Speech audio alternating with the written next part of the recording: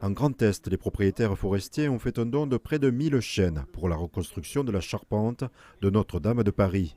Ici, à Estissac, 84 grumes ont été livrées en juillet, stockées sous arrosage. Ce matin, l'une des pièces en provenance de Haute-Marne, remarquable par sa rectitude, s'apprête à être sciée. Je suis en train de dessiner ma pièce pour savoir si je vais passer partout. On prend notre temps, plus le temps que d'habitude. C'est Notre-Dame, c'est prestigieux. Cette grume a une dimension assez singulière, c'est-à-dire qu'elle mesure 12 mètres et elle a un diamètre très important, ce qui va nous permettre de réaliser parmi les plus grosses pièces pour la flèche. Un chêne droite sur 13 mètres sans défaut, ça devient très rare. Et son histoire, Madame Del Duca, elle passait pas une fois en forêt sans vouloir voir son chêne et se faire photographier devant. Depuis toujours, on a dit que ce chêne, il fallait qu'on ait une utilisation noble. Cette utilisation est complètement dans la droiture de ce qu'aurait aimé Madame Del Duca.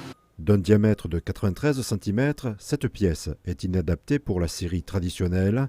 Âgée de plus de 200 ans, ce chêne révèle un peu de son histoire lors de sa première découpe. Je vérifie la qualité du bois. Justement, ce genre de nœuds noirs qui, je l'espère, vont disparaître au prochain débit. On a un chariot de 7 tonnes, on n'arrive pas à la lever tout seul. On est obligé de prendre 2 chariots pour lever la grume.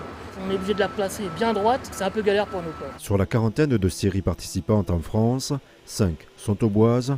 Les dernières grumes devraient être sciées d'ici décembre. Et les charpentes de Notre-Dame, les plus courtes, c'est du 3 mètres, mais les plus longues, c'est 12 mètres 50. Chaque scierie a pris les produits qu'il pouvait produire chez lui. Il y a une traçabilité ici avec une plaquette qui permet, dans le cadre de l'opération de mécénat, de savoir à partir des grumes qui ont été sélectionnées en forêt, qu'est-ce qu'elles sont devenues. Tout comme les propriétaires, ces scieries ont choisi de réaliser ces travaux sous forme de mécénat, un moyen de démontrer l'importance de la filière. La forêt française est tout à fait capable de donner le bois pour Notre-Dame de Paris. Ça doit représenter 0,1% de la récolte annuelle. C'est une action de mécénat, mais on est fiers aussi de dire que notre chêne français sera scié en France, utilisé en France, et qui ne partira pas comme beaucoup d'autres chênes en Chine et qui reviendra transformé différemment. Quand on scie du bois, on va produire de la sciure, comme des plaquettes, qui eux vont permettre d'alimenter d'autres industries, comme le panneau, comme les chaufferies. Et aujourd'hui, si les scieries n'existent plus dans les territoires, c'est toute une industrie qui peut disparaître, et pour les propriétaires,